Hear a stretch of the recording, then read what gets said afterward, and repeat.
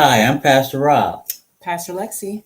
and welcome back to Word Deconstruction, our late night edition. Now, somebody over here likes the early morning, so we decided that we would go late. Okay, I decided that we would go late This time. this time only for us late mongers out there, people who like to have things happen at 10:30 at night when other people are sleeping. We're just trying to go to bed. we're just getting our thoughts on, ready to understand our creativity in the middle of it when such people are asleep at this time.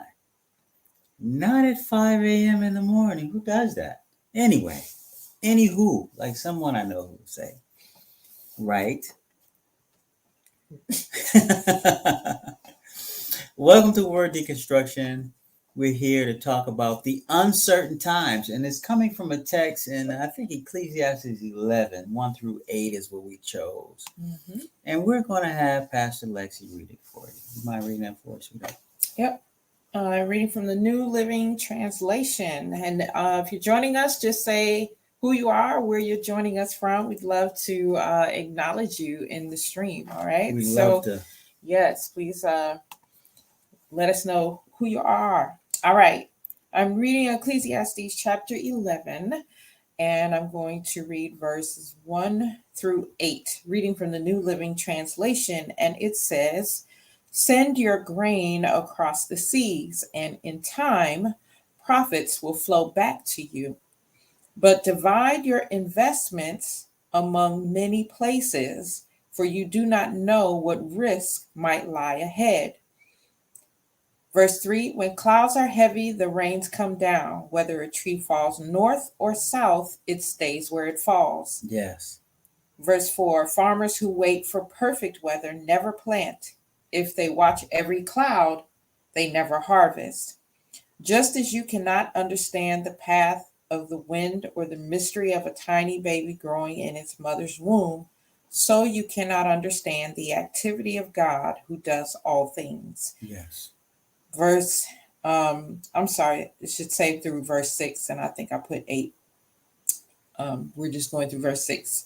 "Plant your seed in the morning and keep busy all afternoon, for you don't know if profit will come from one activity or another, or maybe both." All right. Hey, Kenrick, good to Kenrick, see you. how are you? Shout out to Kenrick, one of our covenant partners here at Church One Ypsilanti. We appreciate you joining us tonight. Shout out to you, sir. Look forward to conversing with you soon. All right, so here we are. In today's uncertainty, should we be uncertain or certain as Christians? I think that's the big question. But kind of before we delve into that, I kind of want to talk about the in between, because sometimes Christians can say, there's this term, I just want to be realistic. Yeah.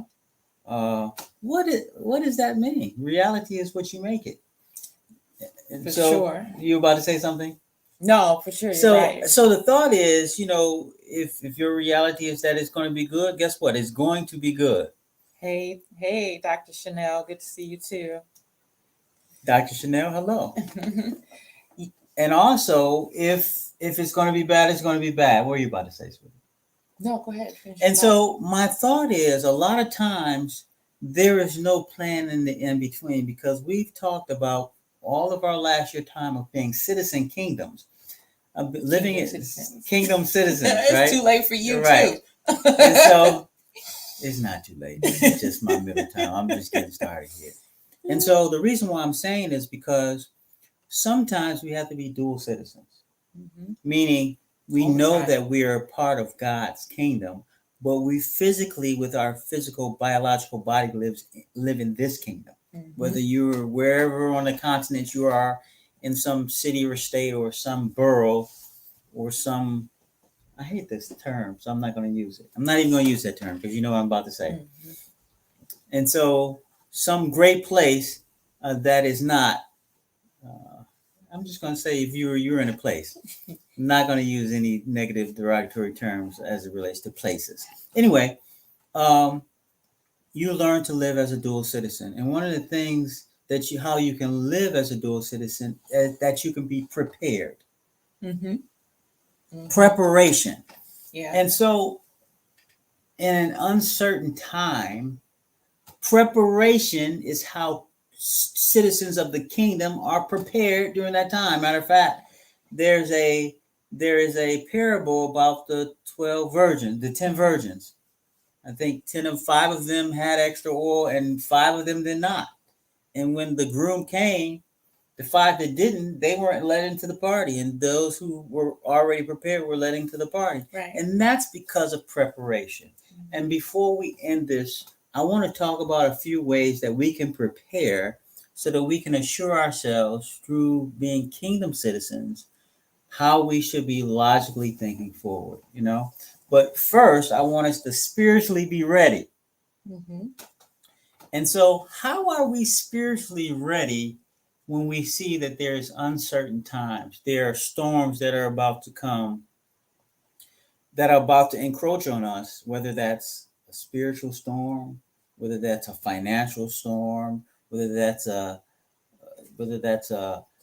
there going to be food enough storm, if there's going to be water. I'm thinking about people like in Flint, like in Jackson, Mississippi, who at this time, they don't have water that, they can just turn on their tap and drink out the water. Mm-hmm. Some people are actually storing water from rain, which is great water to drink. I mean, but, how much can you store depending on your system of storage, So there's that. And so this uncertain time. And so we've got to do something that lets us know, be in a position that lets us know that there is 2 different kingdoms. You want to talk about those kingdoms, sweetheart? Sure. Yeah. There's a kingdom of abundance. Yes. And then there is the kingdom of lack. Obviously, the kingdom of abundance belonging to God, and the kingdom of lack belonging to the enemy, belonging to Satan. And so I like to put it like this. There can be a fact, right? Fact. The feds hiked the rates 0.75%. That is a fact. Yes. Okay. And so, but there is 2 sides or 2 ways in which you can always look at something. Go ahead, right? And hit them. And so some people might say, okay, well, the worry and whatever I'm feeling because of this, this fact that was stated, you might say, well, the worry and all of this kind of stuff, is also fact. Right. But really, our feelings aren't fact. The fact is the feds hiked the rates 0.75%. Now, however you feel about that is based on your framework. And there's 2 sides: abundance or lack. Positive or negative. Right. And so as kingdom citizens, we really must be careful about how we frame different things that we hear, because of course, the news and all these other outlets, they're all talking about, oh, well, we're going to be, looking at another volatile year, 2023, this, that, or the other. And so they use a lot of emotional words, emotional roller coaster words, right? Yeah. So people, feel a certain way. But as kingdom citizens, we can't be led by the feelings per se, right? So getting back to, there's 2 sides. And so you have the fact, and then it's framed by whatever side you're on. Here's an example. There is a fact that comes into you and you say, hold on, wait, I'm confused. That fact, in my opinion, brings what I call an unclean spirit. The same fact, you can say, wait, I'm seeking clarity. That fact seeks to bring in a clean spirit. So the framework was presented in a fact, the reality of the situation, but how you invited us, frame it. Yeah. how you frame that actual thing. Hold on, I'm confused. Guess what? You're confused. Hold on, I'm seeking clarity. Guess what you're going to get? Clarity. And so your framework is very important during this time. Now, I don't want to just say during this time because it's important at all times, right? Yeah, absolutely. But during storms, specifically what economists are calling uncertainty, because I'm trying to say, would God be saying from his bank and trust, oh, we're about to go through an uncertain time?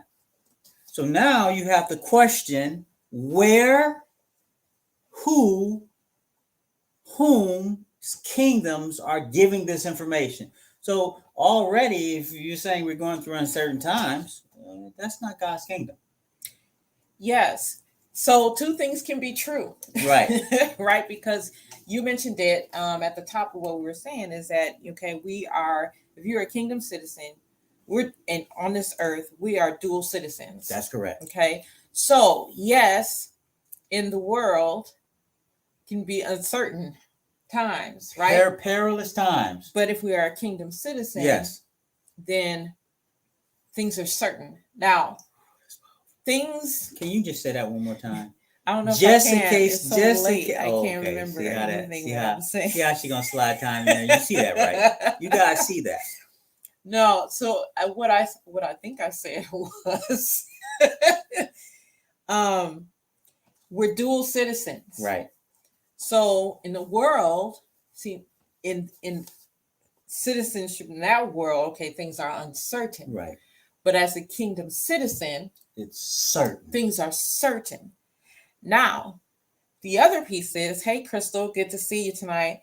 The other piece is that with if you're a kingdom citizen and we say that God knows all things, God sees all things, God is all things, right. He owns all things. The beginning and the end. Yes, we say all of these great things, right? Mm-hmm. And so therefore it should be either you believe that or you don't. Right. Either you believe it or you don't. Now, the issue with us though, as humans, is that we always want to know like A to Z. Right. We have to know. I'm like that. You know what I'm saying? I want to know A, B, C, and D, E, F, and G. I am. I'm going to admit it, right? Like, I don't like to not know, mm-hmm. right? And a lot of us, most of us are actually like that. Humans are like that. Some of us more than others. Some of us do spontaneous things, and it's just, But go ahead. Some of us just go ahead. Yeah, I'm with you. Just don't plan nothing. Spontaneity is call it spontaneity if you want. So well, anyway, hold on, Doctor. Are you saying me too? Which one are you saying me too to? You like to know from beginning to end, or you like some spontaneity? Spontaneity. I know she's gonna say it's fine. This is probably one of your girls. That's probably why she's gonna say it. I'm just saying. What? She can't agree with you? She can agree with me. Let's see. So anyway, Dr. Serrano, what do you say? We want to hear from you. All right. Which one is she though? She said, I need to know everything. All right. I knew that's what she was going to say. It's all good. So, yeah. But as humans, we're like that. Some of us, like I said, a little more than others, we're right? gods. But we do like to know, we like to know things. This is the same thing that got Eve in trouble, right? Because the serpent was telling her, oh, because God doesn't want you to know, you know what I'm saying? And then she wanted to know what she didn't know. So anyway, getting back on track, what I was saying is we have to be able to trust because, and if God knows all, then that should be enough for us. Yes. Because we have a direct connection with him. Even in times of uncertainty. Yes, that's powerful. Because we should trust that he will guide us. Right. Whether we know all the steps right now, today, mm-hmm. we ought to know that he will guide us storm. Because he has so many other promises in the Bible that he's always kept. That he has always kept. Has he ever broken any of his promises? Never. He's undefeated in promises, folks. Undefeated, man. Never broke a promise. Right. So, he continues to promise that, he always wants what's best for us, right? And so if we trust that a person wants what's best for us, we will follow them. Like, there are certain friends who can call me and say, hey, picking you up tomorrow, 8:00. Mm-hmm. We're going somewhere. And I'll be like, okay. That's right. But there are some people who call me and say that, and I'll be like, where you taking me? Where we going? Right. But we have to be like this with God. Well, God can say to me, hey, picking you up 8:00 tomorrow. Be ready. That's it. And we can say, okay. Okay. Right? So the first question is, if God were to say that to you, would you be ready? Are you saying okay? And I think the second question is what you're about to address. What am I about to address? I thought you were about to read the text. Hold on. I hope I'm not thinking for you. I can. No. The first test about the seed, because there's a duality of how we live in the citizenship, and I thought that's what you're about to address by reading this first text. No, we can. I didn't have any. I wasn't going anywhere else, but we can't. So, the first text says, "Send your grain across the seas, and in time, profits will flow back to you." And so, there's a few things that I get out of that. Go ahead, because I'm. You probably have some other things, but I'm overflowing. He's overflowing. But one of the things that this speaks to me is it's hoarding.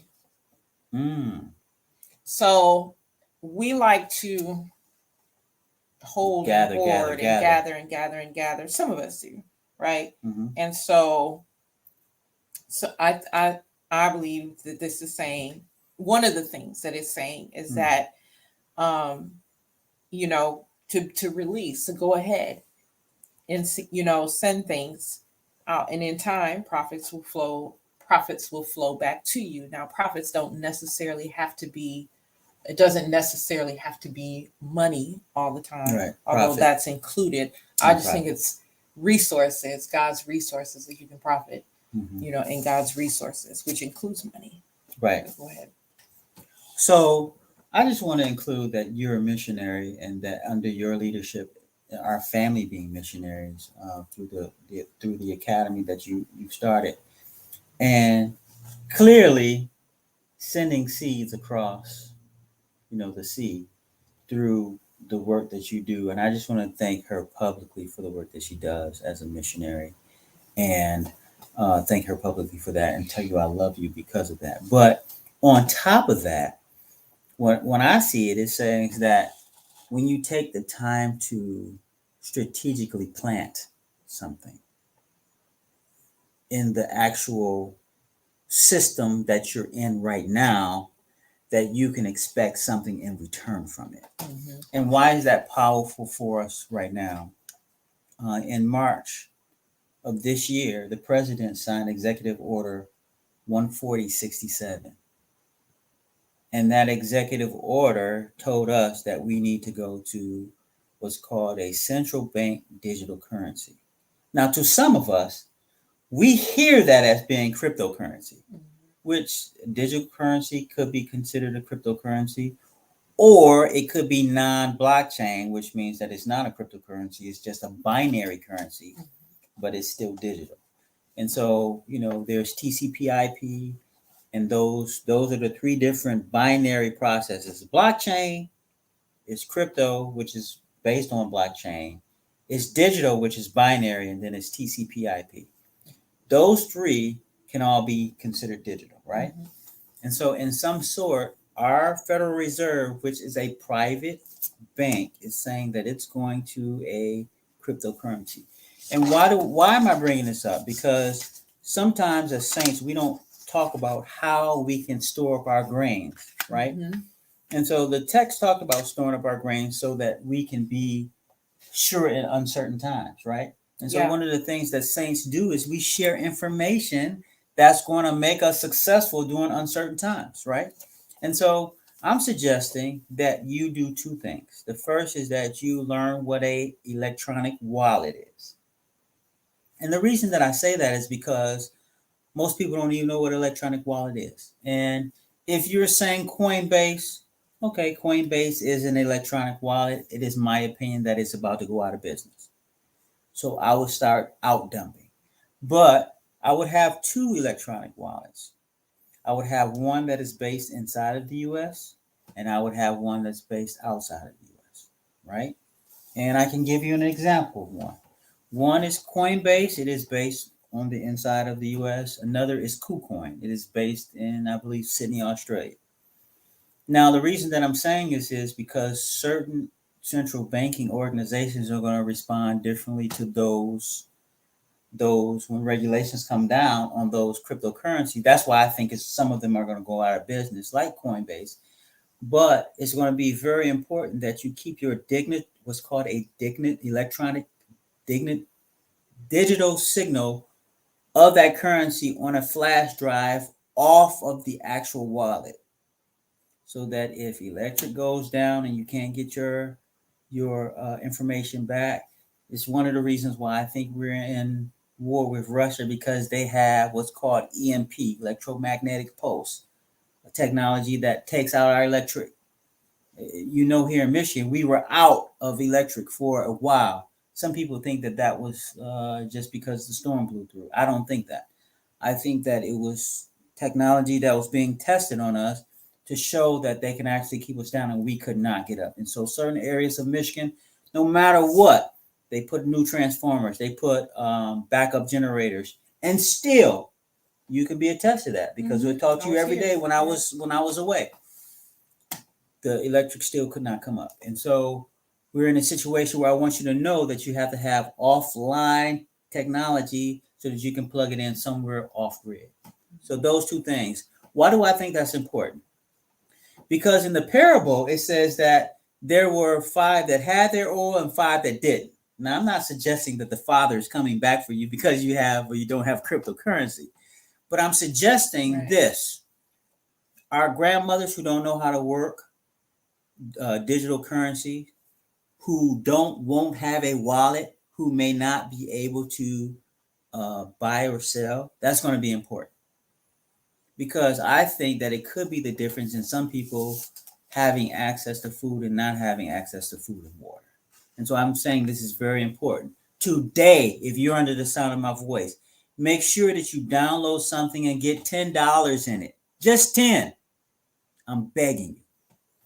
I think we'll be ready. And so I'm saying that's the first way that we can plant our seeds, so that we can have the things that we need to actually interact with the new digital systems that are coming into play. Now, if you read the thing, it says in 180 days from March, the president wants to have a final report on what's going to happen with it so that he can implement it. Some people think that implementation is going to happen on October 2nd. Do I think that? I don't know. That's what some of the theorists are saying. And so I'm saying to us, it's better to be ready, have it there, than not to be. So take 10 of your dollars, open up an account, do your KYC. It's just to make sure that your identification is verified. So that's one of the ways that we can be ready. But living in a system of certainty has nothing to do with cryptocurrency. Because I can never use a cryptocurrency again in the world, but I can already have built my house. I can already have a garden in back of my house. I can already use my roof to harvest water, to store in a container. I can already have an electric off the grid home. So in perpetual training for being ready, we're halfway there, right? My family is. And so I'm saying, I know how hard it is fully to get there. And so I'm telling you what my family is going to do in order to be prepared for this storm. And I'm saying we are in certain times because of that. And I'm saying you can be too. And I'm not saying because of what I'm telling you. I'm saying because there is a direct connection with Christ. Matter of fact, if you turn to John 15, 1 through 17, it says, and I think verse 8, somewhere in there, it says that God tells us that he ordained us not to be his servants. Because he says, servants knoweth what? He says, servants knoweth not the plan of the Father. But, and this is where I say there are two types of Christians. There is a servant and a friend. And I'm saying that the friend is a better level than servant. Because when he defines it, he says that a friend knoweth the exact information from the Father. So that now he has the inside track on what the information that he needs to know. And here's the thing about what's certain about citizens of the kingdom.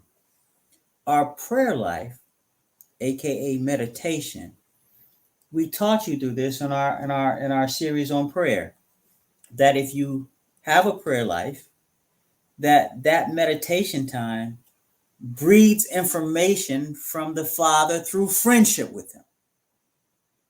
And that information is the information that we need to carry on while everybody else is scuffling about trying to do blah, blah, blah.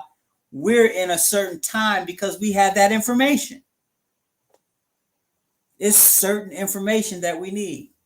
And so it's not uncertain information. Hopefully you guys got that. It was a little jerk. It's certain information versus uncertain. Anyway, I hope you enjoy this because I want to get down to the crux of this. And I know you have some things that you want to share, and I'm just going to kind of fall back and let you share those things. Now I was going to read this verse 2. So it says, but divide your investments among many places, for you do not know what risk might lie ahead. And so, oftentimes people may think that the Bible doesn't speak to risk and investing and all of these things, but it does. It does speak to risk, and it does speak to investing, and it does talk about diversification. This is the scripture right here that talks about diversifying, right? Not putting all your eggs in one basket, if you will. And one of the things that I share with, as most of you all who follow us regularly, that I teach people about money and creating wealth. But my wife is the Michael Jordan of finances. Yes. So I teach people. One of the things that I've been sharing with people, and I always come from God's word, right? That gold and silver are God's money. They are God's money. They will always be here.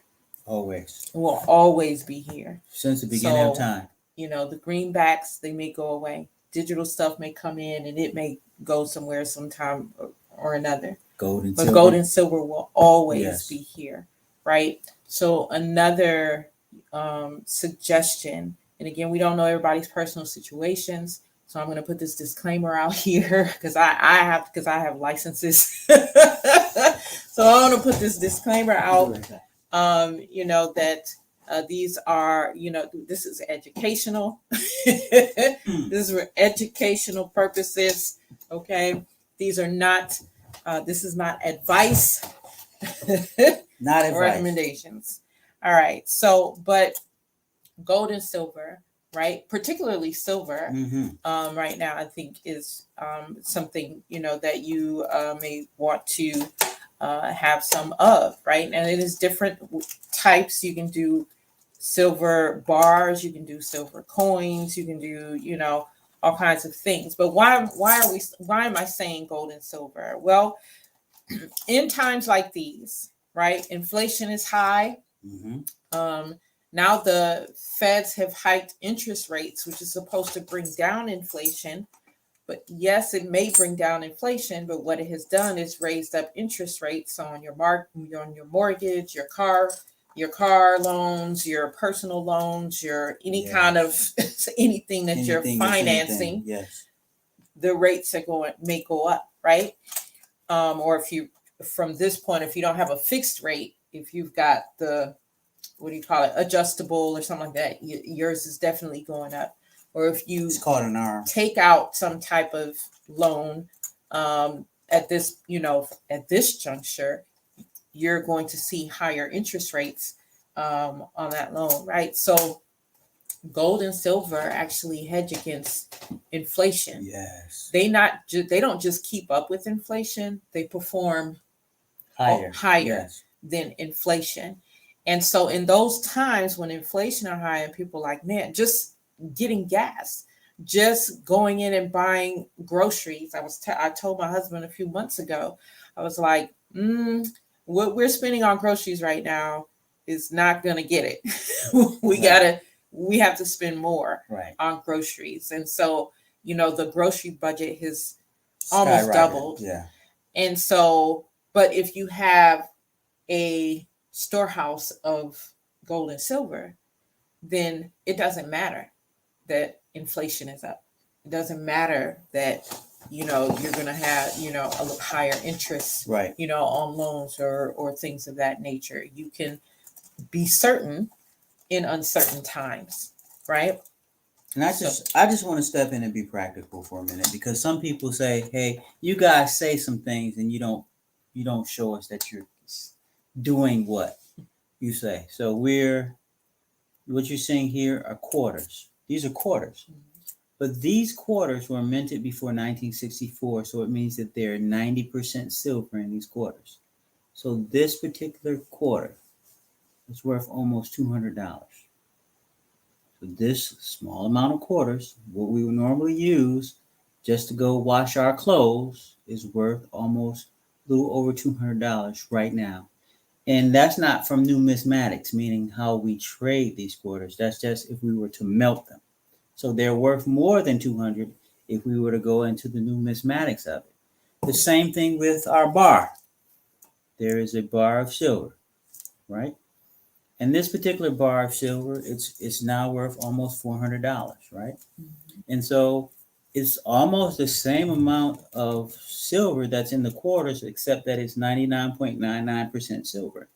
Now, you may ask, well, Rob, how am I going to spend that if we're going through hyperinflation? What store is accepting that? Well, one of the things that you should know is that people who deal with money and tender money, who are the owners of these particular stores, are going to know that a quarter is worth $5. So a real silver quarter is roughly worth $5. So if you have 20 of them, you have $100. And so now we know that 20 quarters is only $4. You know what I'm saying? So I know that in real life, if the quarters, and here's another thing that you can do, because a lot of our grandmothers and a lot of our mothers and a lot of our great grandmothers have these coins right in their homes. Some of our children are spending them for ice cream money. So you're taking $5 quarters and getting 4 of them when that's really $20. And you're taking that $20 and you're spending it on $1 worth of ice cream. Don't do it. Look at the little thing. If it's before 1964, it's got 90% silver in it. So this is one of the functional ways as a citizen of abundance that you can just know how to utilize the currencies that we already have. You don't have to. Now, we do invest in currencies that are not currency. So this is a numismatics piece of silver. It is not a 50-cent coin. It is actually all silver. That's different than this same coin that is a 50% piece. That was an Eisenhower. That was a 50%. That was 1970, 1964 and above. 1976 and later have 40% silver. So these are some of the things that you can know so that you can start storing up. Absolutely.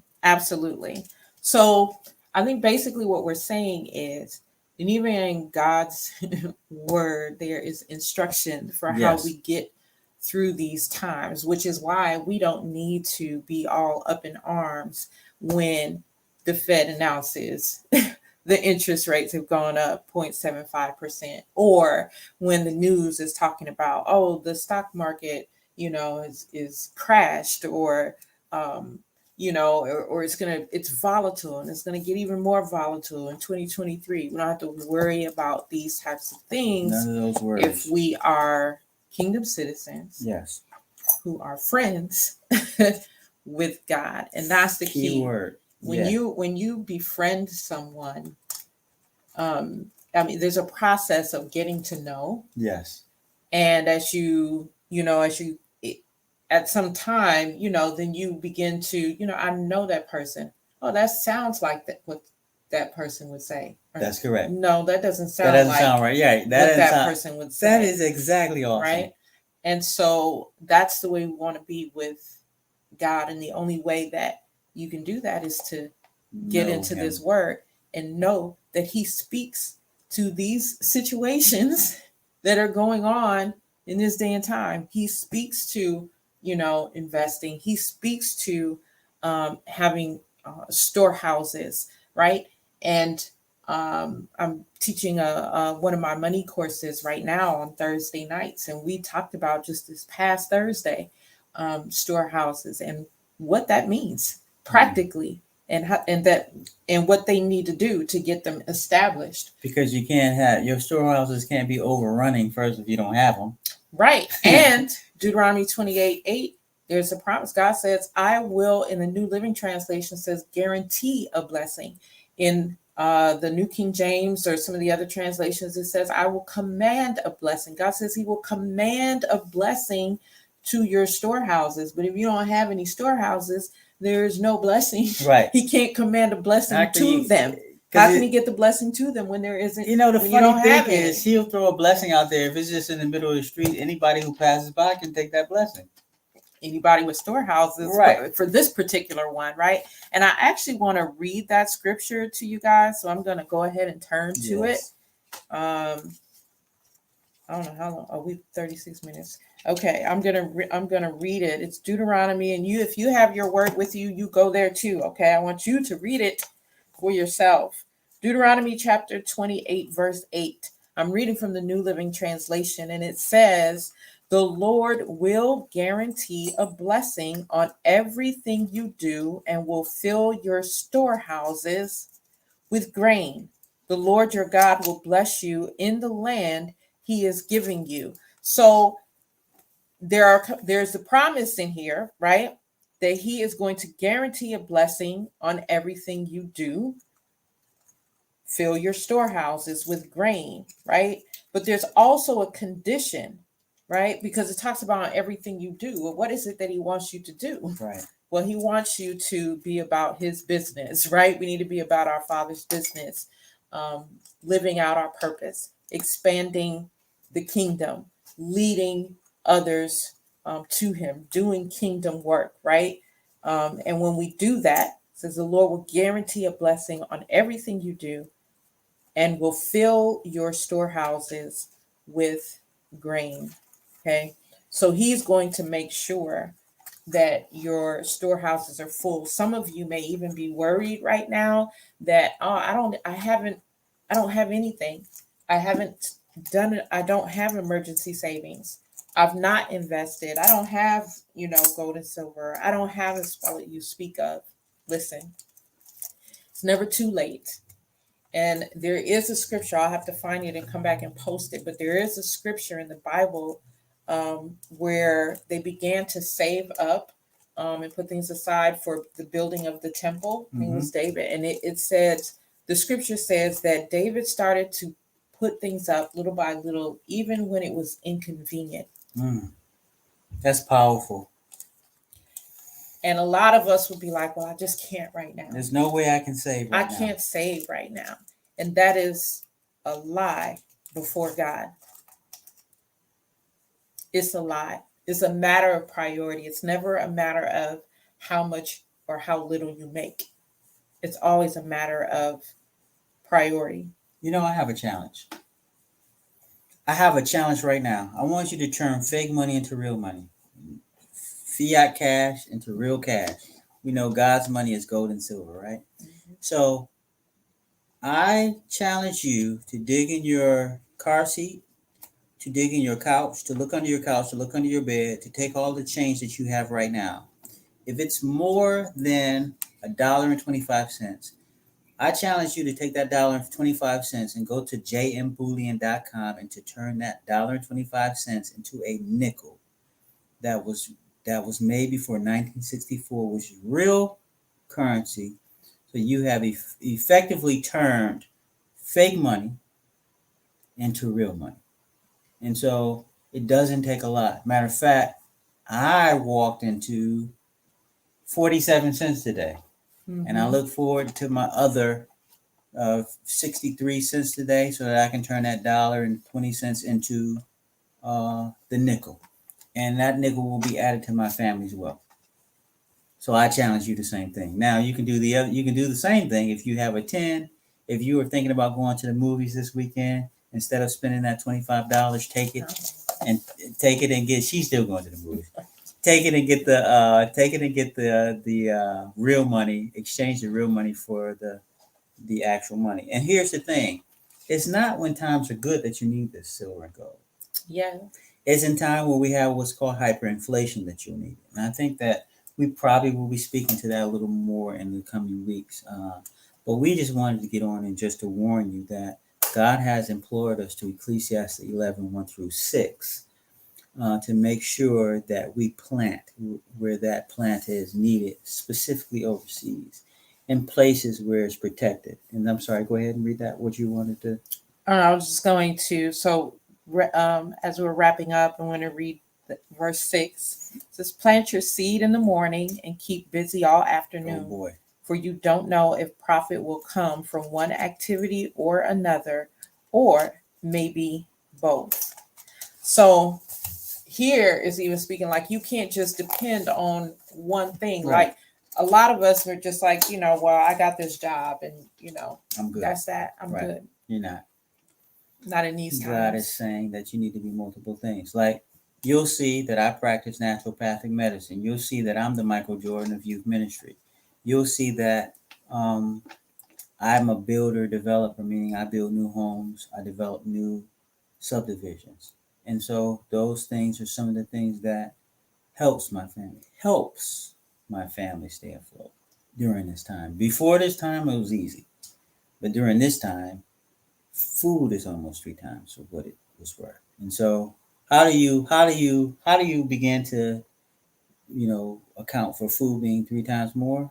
You go buy seeds and you plant in your backyard. I believe that's our next step. However, we thought that we were going to have multiple homes during this time in multiple hot weather and cold weather places. Our underwriting is taking a little longer than we thought. And so we won't have those planted areas in the back of those nice houses that we thought at this winter. But I guarantee you what will happen next winter. It will happen.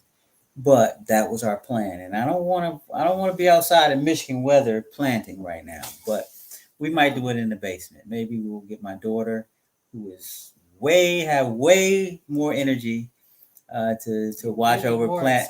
Really excited about the whole gardening thing. Right. So if my yard has another lump in it from the backhoe and the shovel, I made a mistake and I told her too early about the plan and she was ready. She's like, it's ready. The holes are ready. I was like, I didn't mean to dig up the yard. There was a special plan I had for that, but I couldn't tell her at that time because she was ready to plant. She was ready. So here it is. Make sure you use your children in your plan. And one of the things that we do in our budget is that we've included them in the budget conversation so that they know. And if the child is above 10, we're saying, tell them you will pay for half of what they get, meaning they need to make the other half. So that makes them be creative on how they should start to plant their seeds. Well, if nobody told you they love you, we love you. We truly love you. And, we always say this. If you want to connect with us, you can do that by going to churchone.com/connect. And you can connect with us anyway by doing that. Also, if you want us to have prayer with you. Now listen, we've encouraged over the last 3 months that we should encourage you to have a personal prayer life of your own with Christ, with God yourself. But some people feel like their prayer life and they're not as established with Christ, with God, as they need to be. You are welcome for us to pray for you because you just may want someone to come in agreement with you. Yes, and to be in agreement with your prayer. This way, this is biblical. This way, there's clarification. There is clear signs that can be given, and we know that sometimes meditation is a process by which you can get clear explanation of how to move forward. Sometimes that can be validated through other people with your validation. And so we do know that these things happen. And like my wife said, it is biblical. Mm-hmm. And so, but we want to encourage you to do that. And finally, listen, Pastor Lexi nor I take a salary. We've chosen not to do that because God has blessed us in other areas. For heaven's sake, she's the Michael Jordan of finances. I'm a builder, healthcare administrator, healer, and I'm the youth minister, Michael Jordan Youth Ministry. And so what we do though is we give back to the community. Boy, it's really nice to see when you see a community in other countries receive $70, and that $70 can feed 70 children for an entire month. I can't tell you how deeply encouraging it is for me to see what it costs for me to take my family to the movies and for us to get popcorn, about $70. That if I skip that to give that to them, and it can feed a whole entire village. And I'm encouraging you to do the same thing. I just want to say something really quick. I know we've been on here a little bit, but as you were saying that, I was just thinking about one of the ministries, Joy of Hope in Ghana. They are doing this, where they're trying to do this work where they want to help women to start businesses. And I asked the pastor the other day, well, how much seed are you trying to give, each woman? And he told me what the amount was in Ghanaian dollars. It was $55. Wow. $55 it would be for one woman to start her business. Wow. 55 American dollars. That's it. He's trying to do that for 30 women. Wow. And so I'm like, I should be able to get 30 of my friends to give $55, right? So if you're in the sound of our voice, listen, for someone to be independent and to be a secured certainty, citizen kingdom, you have the ability. You just got what I was saying. If you're listening to this podcast, you just got what I was saying, right? The very low cost. Save your movie money and send it there. And you can do that by sending to Church One, $ Church One Thank on you, Cash App. Kendrick. 55. I have 4 more bucks. Thank you for those who are already giving to us, and you're not giving to us. That goes directly to them. We don't take anything out of that. And then the other is Zelle church1nd@gmail.com. And now I will say, if you're giving the 55 to support what's going on in Ghana, yes. No, it has to be a completely different. Yes. Yeah, it has to be a completely different Cash App. So it's going to be $ Money Mastery for her. It's a number 4. Let me see if I can throw it up really quickly. Yes, let's do that. Sorry. Okay.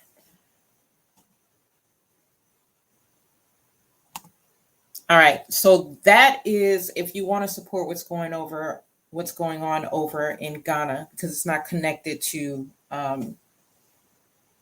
our Church One per se. So if you want to support what's going over in Ghana, the project that I just talked about, that's where you'll send it. Same thing. They're going to get all of the monies. It's going straight over, and that helps a woman to start her business there. We appreciate you. All right. So did you want to say anything else, sweetheart? No. God love y'all. If nobody told you, we love you. And most of all, Jesus is Lord.